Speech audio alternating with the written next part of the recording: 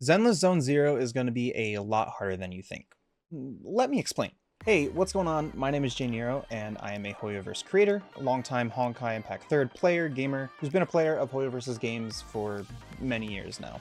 In addition, I also have a fighting game background, which I feel will provide a fair bit of context. Now, you may be wondering, Jay, why does this matter? Why are you telling me about your Honkai Impact 3rd and fighting game background? And there's a couple of reasons behind that.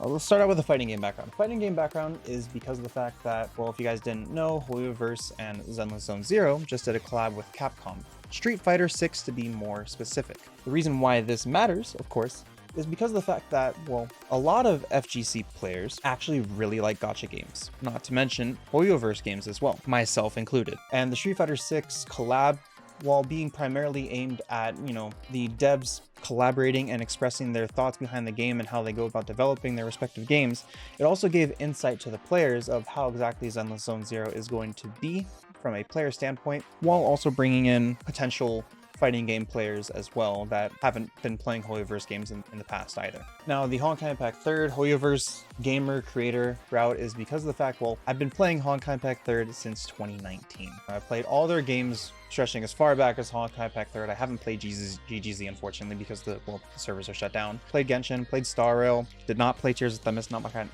kind of game. And of course I'm playing ZZZ. I've actually been playing ZZZ since CBT2, which thanks to hoyoverse I've actually been able to test and play through a lot of the characters and have extensive time playing and testing all these characters and in their respective modes and getting a general feel and idea of how these characters play, how the game plays, and getting just a better understanding and reinforcing my own ability to actually relay this information to all of you all. Now, of course, a lot of players are going to be coming from Genshin and Star Rail and other gacha games as well, such as PGR and Wuthering Waves. And they're going to find that the game of Zenless Zone Zero is going to be playing out a lot differently, especially the other hoyoverse gamers, not necessarily PGR and Wuthering Waves gamers. Zenless Zone Zero is more akin to actual action games such as like Devil May Cry, Bayonetta, Astral Chain, Nier Automata, so on and so forth, you name it. And that leads me into my first point that I've already kind of alluded to, and that's combat is going to be a lot more intensive in Zenless Zone Zero. And I'm going to bring this up a few times throughout the video, but it's going to be a lot more intensive in the way that's a lot similar to Honkai Impact 3rd. To this point still, I believe Zenless Zone Zero is going to be a relatively easy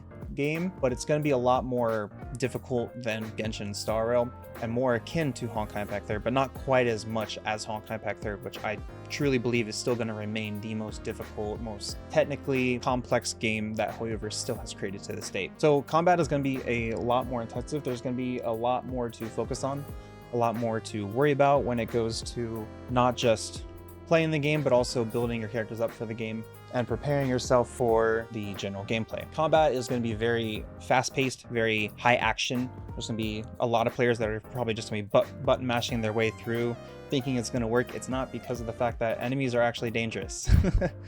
There's going to be a large amount of enemies attacking you. You're probably going to get mobbed by a lot of enemies at the same time, maybe some big boy robots at the same time. I remember one of those stages being two giant robots that just had a ton of HP that just absolutely dunked on you if you weren't prepared, having frequent attacks one after the other. There's going to be a large mixture of parryable attacks, but also attacks that you just absolutely have to dodge, and you have to manage your dodge counter, because if you aren't doing that, then you're just going to get absolutely mopped the floor with, and it's going to be overall just a not as good experience if you aren't as prepared for a lot more intensive combat game. And to actually capitalize on this intensive combat, you're actually going to be needing characters that are a lot more built. This game is going to be following, more than likely, my prediction, along with EO, who I've talked to about, and some other creators like Soul, Zeta Slow, so on and so forth, is going to be a lot more similar in the vein of Honkai Impact 3rd, where your equipment is going to matter a lot more. Your investment in your characters is going to matter a lot more. But it isn't just your vertical investment like in Genshin, where you can, like in Genshin and Star Rail, where you can build up just a couple teams of characters and expect to clear everything in the game. It's just not going to work that way. You aren't going to be able to horizontally invest either, like now with Apocalyptic Shadows and Imaginarium Theater, where you're going to need a large cast of characters that have been built up as well. You're going to need a combination of both high vertical investment and wide horizontal investment to challenge the content in the game. And it's going to be a pretty difficult for a lot of players, because upgrading their characters and investing in their characters is going to be a lot more expensive. Now, what exactly do I mean by this? You know, in Genshin and Star Rail and Wuthering Waves PGR, where you spend your stamina, you spend your resin, you spend your Trailblaze power, whatever it is for the respective games, you get your materials and you invest those materials in your characters, into your teams to build them up over time. In this game, the materials are going to be a lot more scarce, and it's going to be costing a lot more, despite the fact that you can actually customize what materials you're getting from the VR device, which is where you challenge and actually grind out your mats, drive discs, so on and so forth for your characters, for their abilities, for their level ups, everything like that. It's going to be a lot more expensive. A full maxed out run is going to cost you around 100 battery charge, which will grant you around 3 runs per day when you take into account Cough Cafe's additional battery charge that you can grab from them every single day. It's going to cost a lot more, which means your characters that you're investing in is going to matter a lot more, which means it's crucial to have a proper understanding of what characters you're actually going to be bringing into the game, that you're going to be bringing throughout the game through your journey and leveling up and preparing for the end game, of course. Not to mention, as well, actually equipping your characters is going to be a lot harder. And what I mean by this is Zenless Zone Zero is actually going to be following a concept that is similar to Honkai Star Rail. And by proxy, of course, Honkai Impact 3rd. To a lesser extent, more like Honkai Star Rail, but Honkai Impact 3rd is right there in the mix as well, and that's the W Engine banner. A lot of these characters that we have been testing as beta players, we've primarily been testing these characters with their respective W engines, which are their weapons or light cones. And the reasoning for that is that, like Star Rail, not quite as much as Honkai Impact 3rd, there are a lot of effects that are really strong for these characters that are locked behind their W engines. Let's take, for example, Ellen's W engine, Deep Sea Visitor. It grants a large percentage of ice damage bonus to Ellen, while on top of it granting her multiple stacks of crit rate at the same time. And this is very crucial for Ellen because stats matter a lot in this game. The respective stats that you choose to build into are going to matter a lot more. You can't just be like, oh, it's okay, I'll just grab this here, maybe that there. It's, you know, ideally I want these stats, ideally I want crit, but you know, maybe I can invest in some other stats and it'll be okay. No, your stat distribution is going to matter a lot more. And what people aren't ready for as well, that I'll probably talk about in another video, is that crit isn't going to matter as much. Now, it's still important. A lot of characters are still going to benefit off of crit, but it's not going to matter as much because it's more difficult to actually build into crit. And there are other stats that are going to be more important, which I will talk about in another video. But yeah, equipping characters is going to be a lot harder because the W engine banner is going to be one that's going to be looked at a lot. Just like in Star Rail, you have that typical situation of, oh, do I go for E1 of a character or do I go for S1 of their light cone? In this game, it's going to be, oh, do I go for T1 of this character for their talents, which are like Eidolons, Constellations, rank ups, so on and so forth, or do I go for, I think it's W1. I'm just going to say W1 because W engine. W1 of their engine. If I get one copy of their W engine, their weapon, we're gonna have that same sort of predicament here in Zenless Zone Zero because of the fact that so much of these characters' strength has the potential to be locked behind W engines. Not necessarily in the same vein as Honkai Impact 3rd, where literal crucial parts of character kits are locked behind their weapons, such as Thelma gaining 3 seconds of time frozen domain after casting her ultimate. These characters, the W engines, are going to be highly sought after because they're going to play a lot more crucial role than for these characters like light cones do in Star Rail, and be a lot more important to these characters than weapons do in Genshin, but not to the same degree that weapons do in Honkai Impact 3rd. I feel like I'm repeating myself multiple times over here. But yeah, it's going to be a lot harder to equip these characters because of that. In addition, you're going to be needing to grind their W engine mats a lot, which is going to be in the same expensiveness to grind for as, you know, grinding for their talents, grinding for their ascension materials, grinding for level up materials, so on and so forth, core upgrade materials. It's gonna be a lot harder and a lot more costly. So making sure who you're investing in is going to matter a lot more. Kind of akin to characters in Wuthering Waves, more than likely.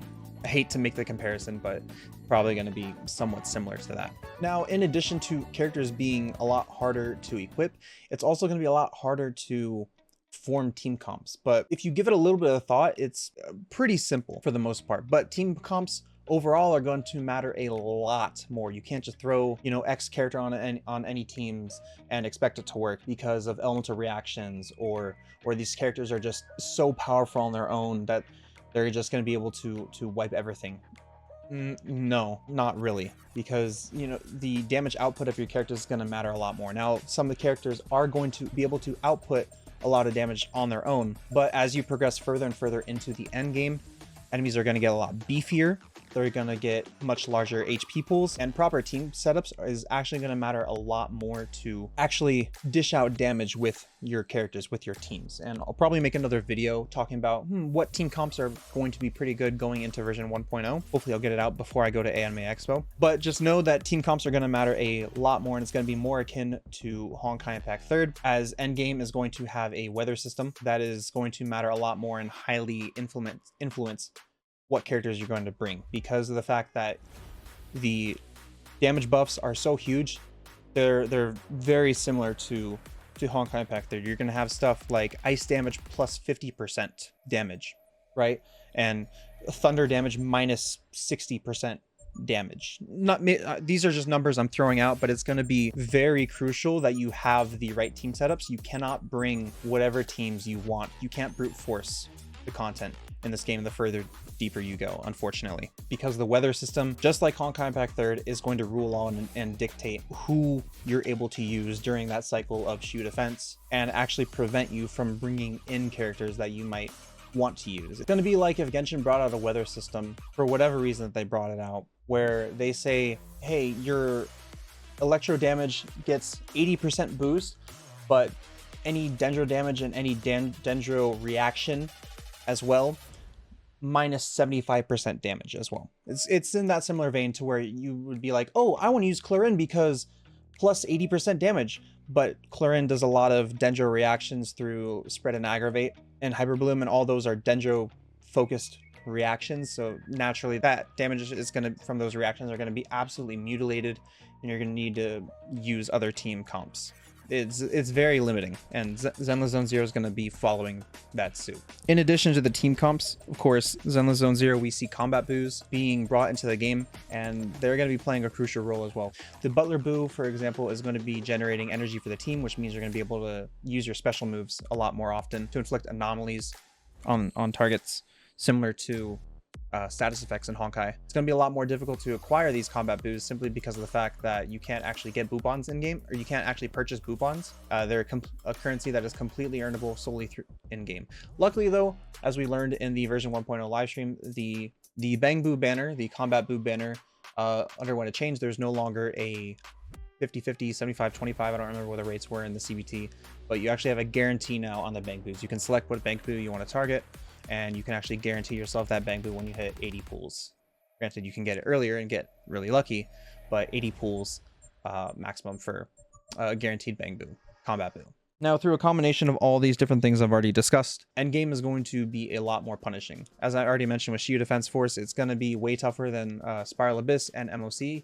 It feels a lot like Super String Dimension in Honkai Impact 3rd mixed with the Spiral Abyss system in Genshin. As I've already discussed, through these weather systems, you will get character lockout to where, you know, say one day you want to use Zhu Yuan, but the weather is going to have a large boost to fire damage, and Zhu Yuan is going to be practically useless, as a lot of other characters are. Things like that is going to be a lot tougher. Not to mention hoyozero, for example, it's going to be a lot easier because of the Rosoni system functioning like Elysian Realm, Simulated Universe, now Imaginarium Theater as well, where you get buffs. It's going to be benefiting, you know, players a lot more through that. It's going to feel a lot easier. But in addition, you have the pressure system in hoyozero, whereas you move a lot more, you gain pressure, and once you hit 100 pressure, you gain corruption. Gain 5 corruptions. All of these corruptions are debuffs that further hinder your runs as well. For example, every single battle, your characters will bleed over time, which will further incentivize you to clear faster. And if you don't have the damage to actually clear faster, your team's just going to get slowly bled to death and wipe out. But once you hit 5 corruptions, 5 stacks of corruptions in hoyozero, it's an instant run ender. Meaning no matter what, as soon as 5 corruptions hit, you get kicked out and you have to restart all over again. So making sure that you navigate hoyozero properly so you don't get that many corruption stacks is very crucial. And on top of it, corruption stacks can not just bleed out your team and whatnot, but they also can provide buffs to the enemies to make the enemies a lot more deadly. Combine that with the fast-paced environment, and hoyozero can be just as deadly as Shield Defense Force. So exactly how do you even overcome all these different difficulties in the game? The 2 points that I came to just understand that I brought over from Honkai Impact 3rd is just play smart and develop hands. Be smart about where you're investing your materials. Be smart about how you're throwing out your gacha currency on the limited banners, and actually understand how your characters interact with the game. For example, Ice is going to be very strong because of the freeze potential and naturally gaining crit rate from attacking these frozen enemies. Ether is going to be dealing a lot of damage through multiple explosions. But in addition, you also have other debuffs like Burn and Shock that affect different enemies. For example, Burn is going to be immobilizing and dealing dot damage to organic enemies, such as like humanoids. And Shock is going to be immobilizing and dealing electric shock damage towards machine enemies. So understanding how your characters work together, understanding what your characters do, understanding what the enemies can do is going to be a lot more crucial to the game, so you can actively maximize on all damage that you can output and minimize the deadliness of your enemies as well. Now, if you guys enjoyed this video and you guys learned something as well, I'm going to be covering Zenless Zone0 on the channel for the foreseeable future, as far as I can tell. So if you guys enjoyed all this and want to see more, drop a like on the video, sub down the channel, and comment down below, what you're looking forward to with Zenless Zone0. With that being said, I hope you guys enjoyed. Be kind out there, have no hatred in your heart, and I'll see you guys in the next video. Catch you around, everyone.